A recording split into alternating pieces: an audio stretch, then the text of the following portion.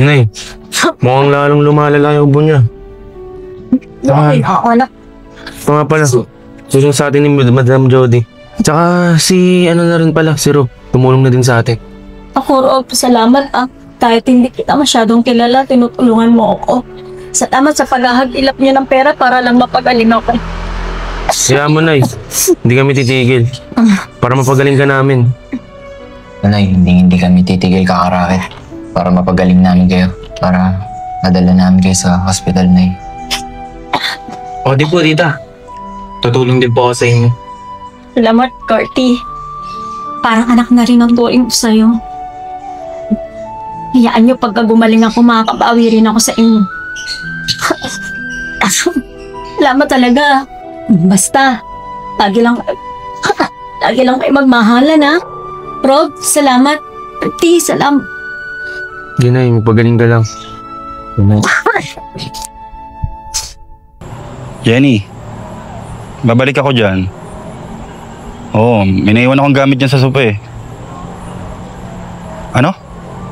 Pinapunta ako dyan ni Ma'am Jody? Sige. Punta ako dyan.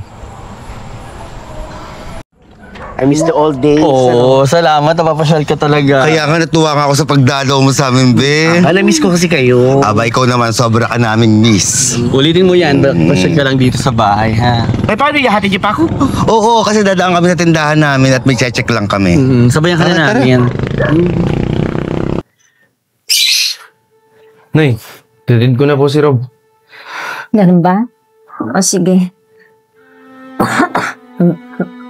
May papakiusap lang sana ako sa inyo. Sa totoo lang, hindi ako sang-ayon sa mga ginagawa ninyo. Baka pwede kung ano man yan, itigil nyo na yan dahil hindi maganda.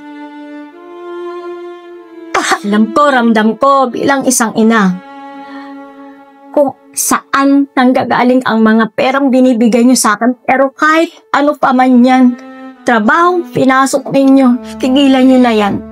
Nakikiusap ako sa inyo. Bilang isang ina. Tigilan nyo na yan para sa akin. Pwede ba yun? Pati na rin sa'yo, Kurt. Dahil parang anak na rin kita. Hindi naman. Pwede kayo maghanap ng marangal na trabaho.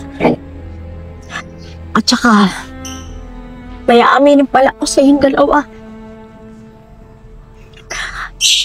Hindi niyo tunay na ama si Ansel. Kilala ko lang siya nung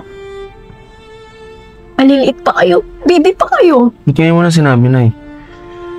Oh, totoo po ba, Nay? Akala ko kasi meron na akong makakatuwang sa pag-aalaga sa inyo. Pero nagkamali ako eh. At pinagsisihan ko yon. Pwede naman akong tumayong ama't ina sa inyo eh. Nandito lang ako. Gagabayan ko kayo. Ngayon, at pakailanman. Mahal na mahal ko kayo mga anak. Salamat, Kirsty. Den, tigil na natin yung mga gantong gawain. Sundin na lang natin si nanay. Maghanap na lang tayo ng bagong trabaho.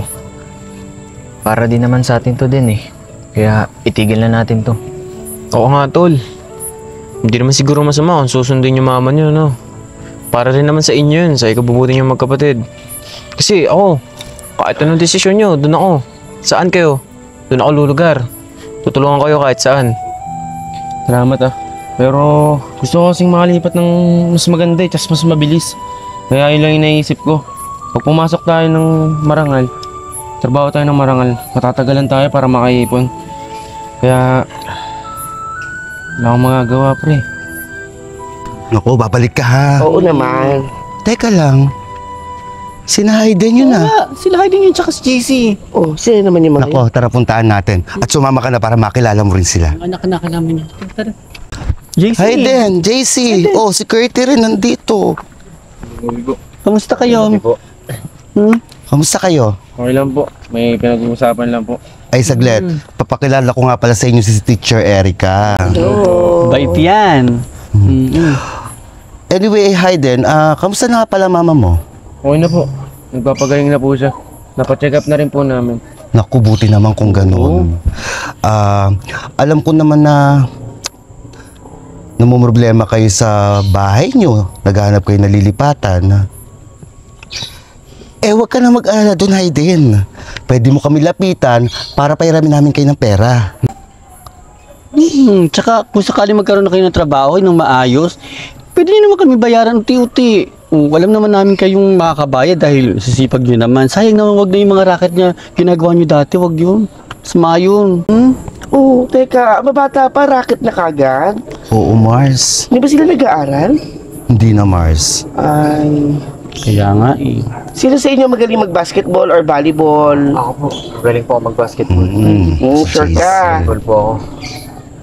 Kasi pwede kitang tulungan, gawin kitang varsity para yung tuition mo, hindi mo nababayaran. Okay yun. Di ba? O basta, pag may kailangan, kontakin nyo lang kami o kaya puntahan nyo kami sa bahay, ha? Ay kami aalis na rin, ihatid pa namin si Erica at dadaan pa kami doon sa tindahan, ha? Sige, pakabait kayo Ingat ha. kayo dyan, ha? Sir, may Pakabait pangalan mo kayo. sa kanya, ha? Paputik sir. Tara na. Sige, kamusta niyo sa nanay niyo Yeah, ha? nice meeting you.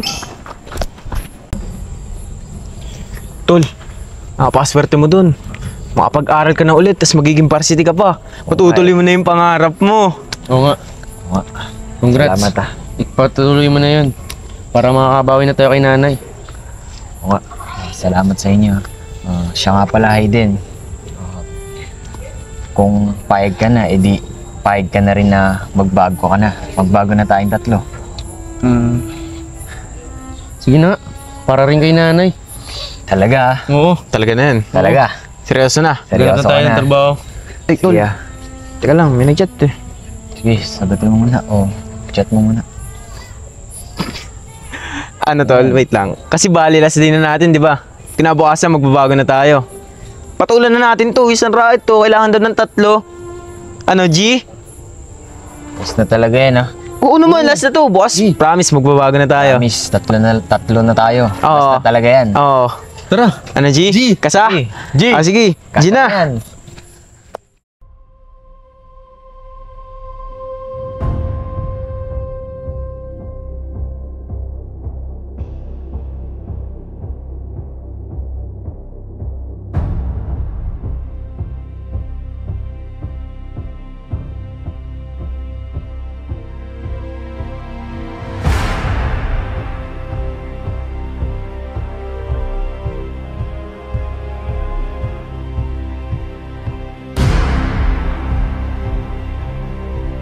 Buti nakadating ka. Siguro alam niyo na yung nangyari kay Adela.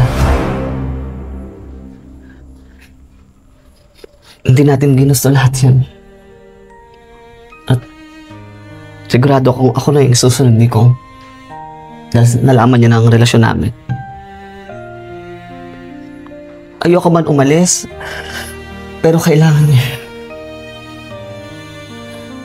Natatakot din ako para sa buhay ko. Maraming taong umaasa sa akin. Tulad niyo. Ikaw, Jenny, alam kong matagal ka na sa akin. Ayoko tang iwan pero madadamay ka lang sa gulong ng pinasok ko. Si Adela, nadamay lang din. Ikaw, Jan, ayokong madamay ka. Alam ko may pamilya ka, may mga anak ka na dapat tulungan. Jenny, umuwi ka muna ng probinsya. Sa mga magulang mo, mas likas ka doon. Ha? Ayoko tang iwan pero kailangan eh. Mapapahama ka lang eh. Kaya, buo na yung decision ko.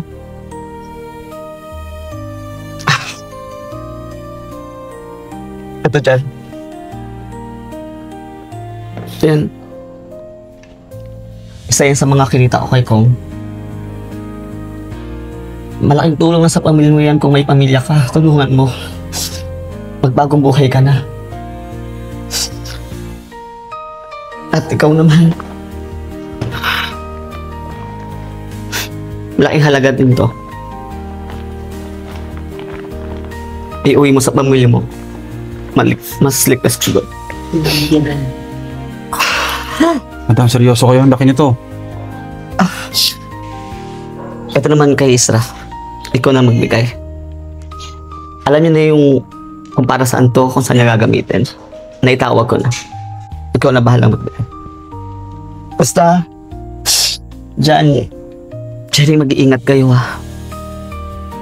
Maya-maya, darating na si King para sunduin ako. Wala munang pupunta sa bahay na to ha. Dahil malamang marami na nagmamanman dito. Mag-iingat kayo ha.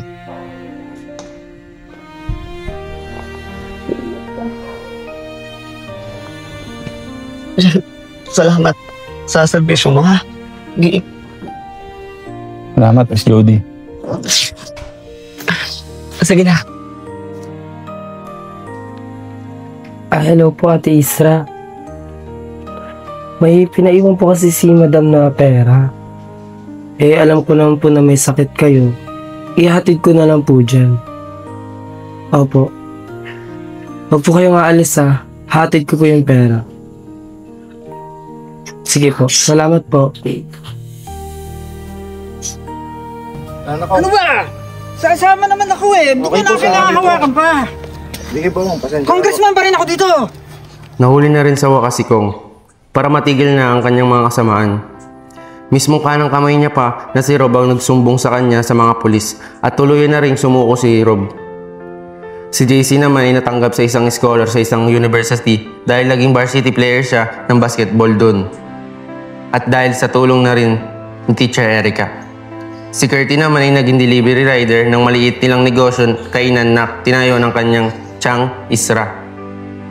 At ako naman, nagtatrabaho na bilang isang service crew sa isang fast food chain.